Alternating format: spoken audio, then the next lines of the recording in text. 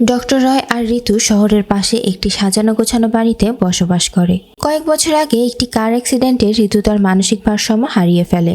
তারপর থেকেই সে কোনো কিছুই ঠিকঠাকভাবে মনে রাখতে পারত না। ডক্টর রয় সারাক্ষণ ঋতুর খেয়াল রাখত। একদিন টিভিতে একটি মেয়ের মিসিং হওয়ার খবর দেখে ঋতু জানায় সে এই মেয়েটিকে কিডন্যাপ হতে দেখেছিল। যা জানতে পেরে পুলিশের লোকেরা তাকে জিজ্ঞাসাবাদ করতে আসে। কিন্তু মানসিক ভারসাম্যহীন ঋতু কি পুলিশকে সব ইনফরমেশন দিয়ে সাহায্য করতে পারবে, নাকি গল্প চলে যাবে অন্য কোনো দিকে? বলছিলাম সদ্য মুক্তিপ্রাপ্ত অসাধারণ সাসপেন্স থ্রিলার মুভি বোগেনভিলিয়ার কথা। গ্যারান্টি দিয়ে বলতে পারে মুভির শেষের টুইস্ট আপনার মাথা ঘুরিয়ে দেবে। চলুন তাহলে শুরু করা যাক আমাদের আজকের মুভি এক্সপ্লানেশন। মুভির শুরুতে আমরা দেখতে পাই ঋতু তার ছেলে মেয়েদেরকে স্কুল বাসে তুলে দিতে এসেছে। বাচ্চাদেরকে বিদায় দিয়ে ঋতু তার বাড়ির গেট ধরে অন্যমনস্ক হয়ে দাঁড়িয়ে থাকে। কিছুক্ষণ পরে দুধওয়ালা এসে বেশ কয়েকবার সাইকেলের বেল বাজালে ঋতুর ধ্যান ভাঙে। দুধওয়ালার থেকে দুধের প্যাকেট নিয়ে বাড়ির ভেতরে এসে ঋতু তাদের কাজের মেয়ে রিমাকে ডাকতে থাকে। ঋতু তাকে জিজ্ঞাসা করে বাচ্চারা কোথায়।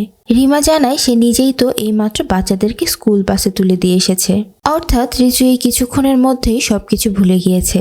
কার অ্যাক্সিডেন্টের পর থেকে ঋতু কোনো কিছুই বেশিক্ষণ মনে রাখতে পারে না। ঋতু ছবি পেইন্ট করতে ভীষণ ভালোবাসে। সে তার পেইন্টিং রুমে গিয়ে একটি ডায়েরি দেখতে পায়। সেই ডায়েরিতে ঋতু তার সব কথা লিখে রাখতো, যাতে পরবর্তীতে ভুলে গেলেও ডায়েরি দেখে মনে করতে পারে। আর ঋতু বাগান বিলাস ফুলের পেইন্টিং করতে ভীষণ পছন্দ করত। সে প্রায় প্রতিদিনই ভিন্ন ভিন্ন বাগান বিলাসের ছবি আঁকত। কিন্তু সে কেন একই ছবি বারবার আঁকতো তা আমরা কিছুক্ষণ পরেই জানতে পারবো।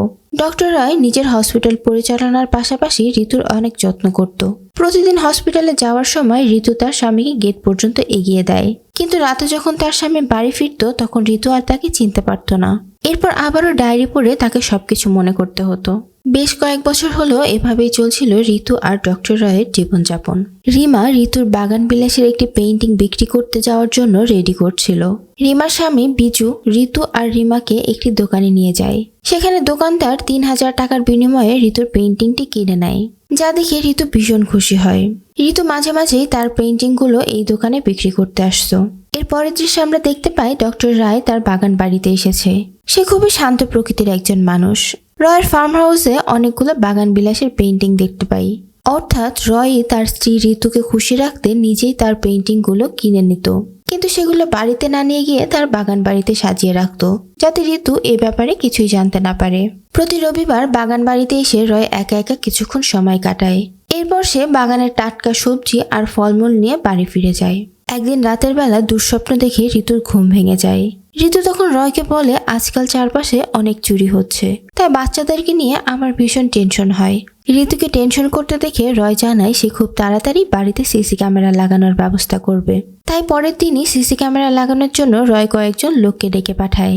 তাদের মধ্যে থেকে একজন ঋতুকে একটি কার্ড দিয়ে বলে যে যদি কখনো প্রয়োজন হয় সে তাদের সাথে যোগাযোগ করতে পারে।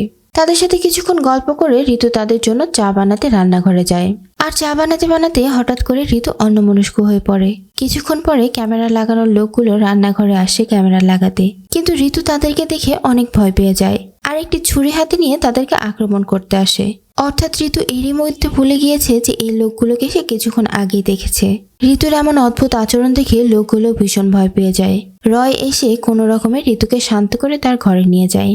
সেদিন রাতের বেলা ঋতু আবারও কোনো কিছুর শব্দ পেয়ে ঘুম ভেঙে যায় আর হঠাৎ করে পেছন থেকে তাকে কেউ আক্রমণ করে বসে, আর সিন এখানেই কাট হয়ে যায়। পরের দিন ডক্টর রায় হসপিটালে গেলে আমরা দেখতে পাই তার মাথার পেছনে বড় একটা আঘাতের চিহ্ন। তার জুনিয়র ডাক্তার যাকে জিজ্ঞাসা করে সে পুলিশে কমপ্লেন করেছে কিনা। রয় জানায় চোর যেহেতু বাড়ি থেকে কিছুই চুরি করেনি তাই সে শুধু শুধু আর ঝামেলা করতে চাচ্ছে না। দুপুরবেলা রয় অন্য একটা গাড়ি নিয়ে বাড়ি ফিরলে ঋতু জিজ্ঞাসা করে তাদের গাড়ি কোথায়। রয় জানায় গাড়িতে কিছু সমস্যা হওয়ার কারণে সেটা সে মেকানিকের কাছে দিয়ে এসেছে। ঋতু আর কোনো কথা না বলে ঘরে গিয়ে পেইন্টিং করতে থাকে। ঋতু প্রত্যেকদিন বাগান বিলাসের ছবি আঁকলেও আজ হঠাৎ কি মনে করে যেন সূর্যমুখী ফুলের ছবি আঁকতে থাকে। এরই মধ্যে আবছা কিছু একটা মনে করতেই ঋতুর হঠাৎ করে মাথা ব্যথা শুরু হয়ে যায়। তাই সে কিছুক্ষণ রেস্ট নেওয়ার জন্য বসে পড়ে। সেই সময়ে টিভিতে ছায়া নামের একটি মেয়ের নিখোঁজ হওয়ার নিউজ দেখতে পেয়ে ঋতু কিছু একটা ভাবতে থাকে। আর কল্পনায় সে একটি সূর্যমুখী বাগানের মাঝখানে ছায়াকে দাঁড়িয়ে থাকতে দেখে, কিন্তু এর বেশি সে আর কোনো কিছুই মনে করতে পারে না।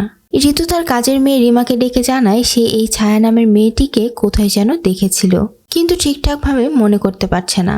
ঋতুকে যন্ত্রণা পেতে দেখে রিমা তাকে 1 কাপ কফি বানিয়ে দেয়। সেই সময় ঋতুর মনে পড়ে সে তার ব্রেসলেটটি খুঁজে পাচ্ছে না। যেটা রয় তাকে তার জন্মদিনে উপহার দিয়েছিল। ঋতু আর রিমা মিলে তার বেডরুমে ব্রেসলেটটি খুঁজতে থাকে, কিন্তু কোথাও সেটাকে খুঁজে না পেয়ে ঋতু মন খারাপ করে বসে পড়ে। কিছুক্ষণ পরে রয় বাড়ি ফিরলে ঋতু তাকে পেইন্টিং রুমে নিয়ে আসে।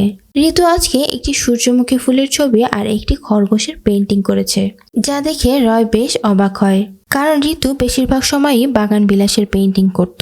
কয়েকদিন পরে ঋতুদের বাসায় কয়েকজন পুলিশ আসে, কারণ সেই ছায়া মেয়েটি যেদিন কিডন্যাপ হয়েছিল সেই সময়ে ঋতুকে আশেপাশে দেখা গিয়েছিল। পুলিশ সিসিটিভি ক্যামেরা চেক করে ঋতুকে জিজ্ঞাসাবাদ করতে আসে। পুলিশ অফিসার দেবী ঋতুকে জিজ্ঞাসাবাদ করলে সে কিছুই মনে করতে পারে না। ডক্টর রয় তখন দেবীকে জানায় যে ঋতু কোনো কিছু মনে রাখতে পারে না, সে একজন অসুস্থ মানুষ। দেবী তখন ঋতুর ব্যাপারটা বুঝতে পারে, আর সে আগামীকাল ঋতুকে সাথে নিয়ে পুলিশ স্টেশনে যেতে বলে। পরের দিন রয় ঋতুকে নিয়ে পুলিশ স্টেশনে আসে। দেবী আস্তে আস্তে ঋতুকে প্রশ্ন করতে থাকে যে শেষবার ছায়াকে সে কার সাথে দেখেছিল। ঋতু আবছা আবছা মনে করতে থাকে যে ছায়াকে সে তার কাজের মেয়ে রিমার সাথেই শেষবার দেখতে পেয়েছিল।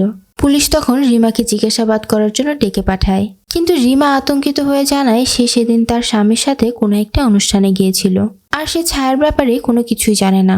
রয় তখন দেবীকে জানায় ঋতু যেহেতু কোনো কিছুই মনে রাখতে পারে না, তাই সে সবকিছুর সাথে তার আশেপাশে থাকা মানুষগুলোর চেহারার মিল খুঁজে পায়। আর রিমা যেহেতু সবসময় ঋতুর সাথেই থাকে, তাই হয়তো সে ভুল করে রিমার কথা বলছে। এখানে রয় দেবীকে আরো জানায় যে তাদের কোনো বাচ্চা নেই, কিন্তু ঋতু কল্পনা করে যে তাদের 2টা বাচ্চা আছে। তাই ঋতুকে ভালো রাখতে তারা সব সময় বাচ্চাদের নিয়ে মিথ্যা অভিনয় করে। এইসব শুনে দেবী তাদেরকে আর কোনো প্রশ্ন না করে চলে যেতে বলে। কিন্তু প্রপার ইনভেস্টিগেশনের জন্য পরের দিন একজন সাইকোলজিস্টকে দেখে ঋতুকে চেক করতে ডাকে।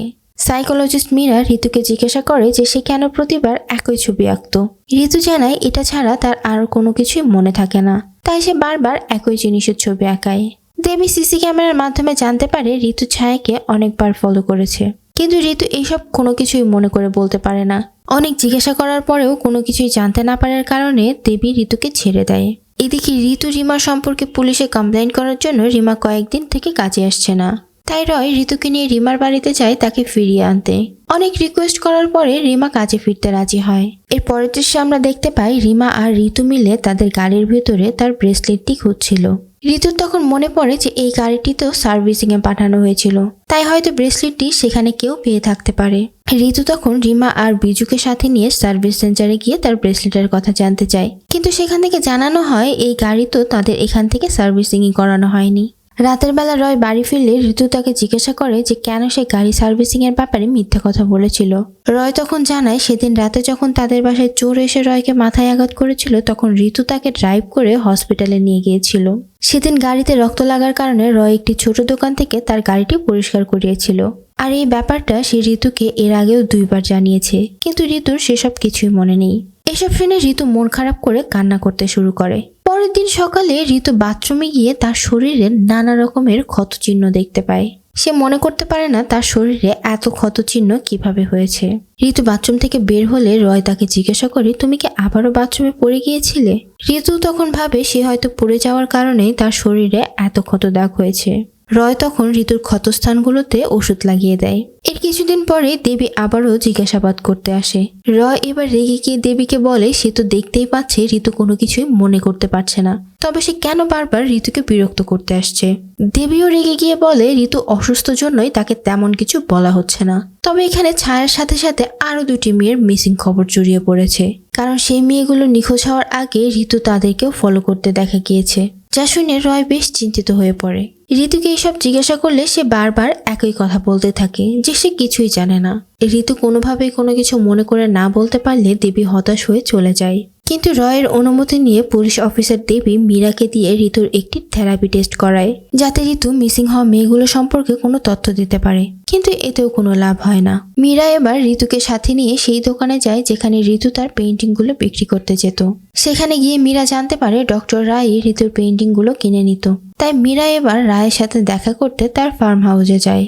সেখানে রায় জানায় বিয়ের পরে সে আর ঋতু এখানে বেশ কয়েক বছর অনেক আনন্দের দিন কাটিয়েছে, আর এখানে একটি বিশাল বড় বাগান বিলাসের গাছ দেখিয়ে বলে ঋতু এই গাছটিকে ভালোবেসে বারবার এই বাগান বিলাসের ছবি আঁকে। মীরা তখন অদ্ভুত কিছু প্রাণীর শব্দ শুনতে পায়, তার কাছে কিছু একটা গন্ডগোল মনে হওয়ায় সেখান থেকে দ্রুত চলে যায়। পরের দিন দেবী আবারও ঋতুর সাথে দেখা করতে আসে, আর জানায় মীরাকে কাল থেকে খুঁজে পাওয়া যাচ্ছে না। আর মীরা শেষবার ঋতুর সাথেই দেখা করতে এসেছিল। দেবী তখন সিসিটিভি ফুটেজ নিয়ে যায় চেক করার জন্য। এসব শুনে রয় কেন যেন খুব তাড়াহুড়ো করে তার ফার্ম হাউসে চলে যায়। ফার্ম হাউসে গিয়ে কিছু মাংস পুড়িয়ে তার পোষা কুকুর আর হায়নাদেরকে খেতে দেয়।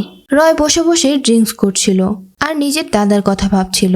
রয় তার দাদার কথা ভাবতে ভাবতে কেমন যেন রহস্যময়ভাবে মুচকি হাসছিল। রয়ের দাদা ছিল একজন মুখোশধারী শয়তান। দিনের বেলা সে সমাজসেবা করে বেড়াতো আর রাতের বেলা কম বয়সী মেয়েদেরকে ধরে নিয়ে এসে তাদেরকে অমানসিক নির্যাতন করত। আর এরপর মেয়েগুলোকে হত্যা করে তার পোষা হায়নাদেরকে খেতে দিত। ছোটবেলায় এসব দেখতে দেখতে রয় তার দাদার মতোই আচরণ করতে শুরু করে। মানুষের সামনে সে খুব ভালো মানুষ হওয়ার অভিনয় করত, আর আড়ালে সে ছিল একজন হিংস্র প্রকৃতির লোক। অর্থাৎ কিছুক্ষণ আগে রয় তার পোষা কুকুর আর হায়নাদেরকে যে মাংস খেতে দিয়েছিল তা ছিল মানুষের মাংস। এরপরে রয় তার ফার্ম হাউসের বেসমেন্টে আসে। সেখানে আমরা একটি মেয়েকে টেবিলের উপরে বাঁধা অবস্থায় দেখতে পাই, আর সেই মেয়েটিই ছিল মীরা। ওদিকে ঋতু মীরার নিখোঁজ হওয়ার কথা শুনে কিছু একটা ভেবে তাদের সিসিটিভি ফুটেজ চেক করে। ফুটেজগুলো দেখে ঋতুর মনে পড়ে মীরা কালকে তার সাথে ফার্ম হাউসে যাওয়ার কথা বলেছিল। ঋতু কেন যেন ভয় পেয়ে রিমা আর বিজুকে নিয়ে দ্রুত তাদের ফার্ম হাউসে চলে আসে। বাড়ির বাইরে গাড়ির শব্দ পেয়ে রয় বেসমেন্ট থেকে বাইরে বেরিয়ে আসে আর দরজা খুলে ঋতু আর রিমাকে দেখে কিছুটা অবাক হয়। তাদেরকে ভেতরে পাঠিয়ে দিয়ে রয় বাইরে বেরিয়ে আসে আর বিজুকে মারতে শুরু করে, কারণ সে ঋতুকে এখানে নিয়ে এসেছে। ভিতর থেকে ঋতু আর রিমা এসব দেখে ভীষণ ভয় পেয়ে যায়। ঋতু তখন রিমাকে পালিয়ে পুলিশে খবর দিতে বলে, কিন্তু তখনই রয় এসে রিমাকেও মেরে অজ্ঞান করে দেয়। এসব দেখে ঋতু হঠাৎ করে অসুস্থ হয়ে পড়ে। অসুস্থ হওয়ার সাথে সাথে ঋতু এতক্ষণ এখানে যা যা হয়েছে তার সবকিছুই ভুলে যায়। আর সেই সুযোগটি কাজে লাগিয়ে রয় ঋতুকে নিয়ে ঘুম পাড়িয়ে দেয়। এরপর রয় রিমাকে বেসমেন্টে নিয়ে যায়। সেখানে আমাদেরকে ফ্ল্যাশব্যাকের কিছু দৃশ্য দেখানো হয়। ঋতুর অ্যাক্সিডেন্টের পরে ডাক্তার জানিয়েছিল তাকে সুস্থ স্বাভাবিক রাখতে হলে সবসময় হাসি খুশি রাখতে হবে, আর যদি সে কোনো কারণে নতুন কোনো ট্রমা বা কোনো আঘাত পায় তবে সে কোনোদিনও সুস্থ হতে পারবে না। রয় এই সুযোগটিকে কাজে লাগিয়ে ঋতুকে প্রতিনিয়ত অত্যাচার করত, কিন্তু মানুষের সামনে ঋতুর সাথে ভালো আচরণ করার নাটক করত। ঋতু আসলে আগে থেকেই রয়ের সকল খারাপ কাজের কথা জানতে পেরেছিল, তাই রয় কখনোই চায়নি যে ঋতু সুস্থ হয়ে যাক। ঋতু যেহেতু কোনো কিছু মনে রাখতে পারতো না, তাই রয় ঋতুকে ব্যবহার করে ছায়াসহ অন্যান্য মেয়েদেরকে কিডন্যাপ করেছিল। প্রত্যেকবার মেয়েদেরকে কিডন্যাপ করার পরে রয় ঋতুকে এমন অমানসিক অত্যাচার করত যার ফলে ঋতু তার কোনো কিছুই মনে রাখতে পারতো না। এদিকে আমরা দেখতে পাই ঋতুর ঘুম ভাঙলে রয় তাকে বেসমেন্টে নিয়ে আসে। ঋতু এই ঘরে এর আগেও এসেছিল, তাই সে এই ঘরটি দেখেই কেমন যেন ভয় পেতে শুরু করে, কারণ এর আগেও দীর্ঘদিন রয় তাকে এখানে বন্দি করে অনেক অত্যাচার করেছে। আর এই বেসমেন্টের জানালা থেকে একটি বাগান বিলাস ফুলের গাছ দেখা যেত, যার ছবি ঋতু বারবার এঁকেছে। রয় এবার ঋতুর দিকে একটি ইনজেকশন ছুড়ে দিয়ে বলে সে যেন এটা তার হাতে পুশ করে নেয়।